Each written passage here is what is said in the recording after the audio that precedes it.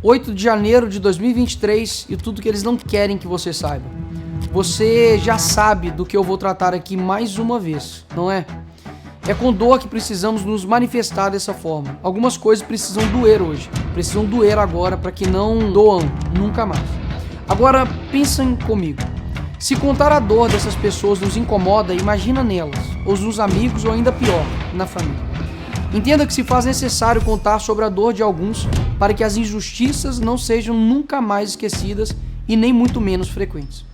A dor contada de hoje, ou melhor, a história de hoje, será da Sandra Maria Menezes. No episódio de hoje, a fé para ficar de pé.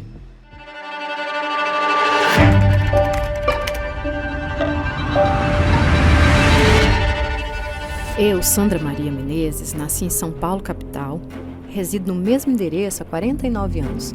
Sou mãe de 3 filhos, Ronaldo, a Ana Beatriz e o Paulo Henrique, e também avó de 3 netos, o Davi, a Júlia e o Nicolas. Desde cedo eu fui ensinada que o melhor lugar para crescer na vida, garantir as melhores condições para a família, era através do trabalho. Eu comecei desde cedo, aos 12 anos, quando acompanhava a minha saudosa mãe no seu emprego. Lembro que ela ocupava o cargo de agente escolar e era funcionária pública há 30 anos. Foi com ela que eu pude absorver a importância do seu trabalho. Minha mãe me marcou muito e com ela tive valores nos quais carreguei para a vida toda: respeito, lealdade e honestidade. Dessa forma eu fui agindo, vivendo, fui vendo o Brasil acontecer. Alguns dias anteriores ao dia 8 de janeiro, Sandra recebeu um convite pelas redes sociais para ir até Brasília, se manifestar de maneira pacífica e em oração em favor do Brasil. No dia 7 de janeiro, Sandra se acampou em frente ao quartel-general de Brasília, onde no dia seguinte, por volta do meio-dia, caminhou para a frente da Praça dos Três Poderes, onde iria orar. Seguindo uma multidão e escoltada pela Polícia Militar do Distrito Federal, depois de caminhar, encontrou uma barreira policial, a qual, após ser revistada, continuou sua caminhada. Chegando na rampa do Planalto, eu me ajoelhei com as mãos para cima e comecei a orar e glorificar a Deus. Mas sem perceber, bombas de gás de pimenta foram jogadas próximas a mim e eu comecei a passar mal. Com os meus olhos ardendo, me levanto e eu começo a correr desesperada. Ao encontrar um policial, lhe perguntei se eu poderia me abrigar dentro do prédio. O tumulto era grande e o desespero estava ficando cada vez mais insuportável. O policial autorizou a minha entrada e me deixou entrar no plenário do Senado, onde permaneci orando com algumas pessoas até receber a ordem para sair do lugar. A polícia nos levou até o estacionamento do plenário e nos garantiu que seríamos liberados em breve. Mas não foi nada disso que aconteceu.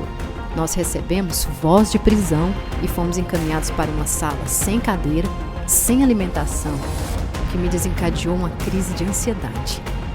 Assim, desci diretamente para a colmeia, sem saber o que realmente eu havia feito de errado. Foi na colmeia em que Sandra ficou longos 7 meses, sem poder se comunicar com seus familiares. Certamente um dos piores momentos da sua vida. Na colmeia encontrou mulheres que não faziam ideia do que estava acontecendo, por qual motivo estavam ali naquele lugar. Algumas estavam simplesmente desejando colocar um fim na sua própria vida, o que Sandra não permitiu, após inúmeros diálogos, versículos e orações. Como estudante em técnica de enfermagem, me senti no dever de ajudar algumas senhoras com mais de 60 anos que estavam por lá. Senhoras essas que foram submetidas a banhos gelados mesmo no inverno. Lá éramos mal alimentadas e comida chegava azeda e não era raro encontrar cabelos ou cacos de vidros. Estou com uma tornozeleira, sendo tratada pela justiça como se fosse uma criminosa. A tornozeleira me impede de trabalhar e me submete a muitos preconceitos nas ruas. Sou julgada não somente pelo STF, mas pelos olhares das pessoas. Hoje, aguardo o julgamento onde o relator, Alexandre de Moraes, optou sem provas pela minha condenação por 14 anos em regime fechado. Sim, 14 anos. É a fé que me mantém de pé. Não, você não ouviu errado. Sandra foi condenada a 14 anos de prisão. Você já está cansado de saber, mas o que vale do lado de cá nunca vale do lado de lá. Michel Temer que o diga. Ou Guedel Vieira Lima, que pegou pouco mais de 13 anos por 51 milhões em malas encontradas em um apartamento em Salvador. Você lembra? E o Renan Calheiros, quem lembra dos seus inúmeros e inúmeros casos de supostos envolvimentos em corrupção? Pois é, Sandra, você só estava do lado errado. Pastora Sandra, a sua luta pelo Brasil não foi e não será em vão. Que já somos um país cheio de injustiça, nós sabemos. Convivemos com traumas, com memórias que aos poucos parece querer se repetirem, mas não serão. A esperança não é apenas um sentimento, mas um comportamento.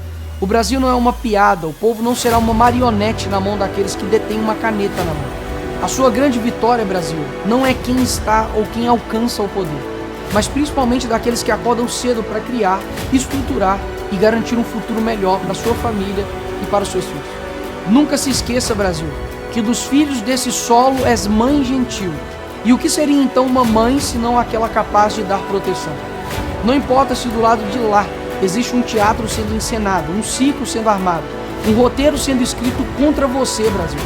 A verdade é que para te fazer bem, te fazer crescer, não deveriam existir lados. E se existe, é porque o mal ganhou voz, mas não ganhará vez.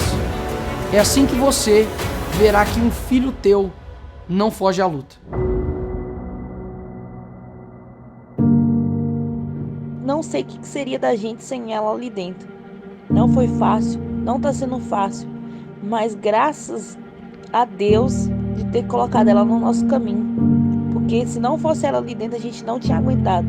Ela fazia culto praticamente todos os dias, mas quando fomos interrompidas, ela se entristeceu demais. Era como matá-la em vida. Isso me chamou muita atenção nela. Uma das coisas que mais me marcou na Sandra e que me marca até hoje é a gratidão que ela tem a Deus. Ela é muito grata a Deus por tudo que acontece na vida dela. E não é fácil termos o sentimento de gratidão no momento de dor, no momento de sofrimento. A pastora Sandra, ela é uma pessoa muito espontânea e verdadeira. E é desse jeito que ela atrai as pessoas e faz com que nós amamos muito ela. Que ela nos apoiou, ela sempre esteve do nosso lado e não deixou a fé dela abalar um minuto sequer dentro daquele lugar. Então, os 7 meses que a gente passou ali dentro foi mais leve graças à presença da pastora Sandra. Que eu não sei o que seria da nossa vida se ela não estivesse ali dentro.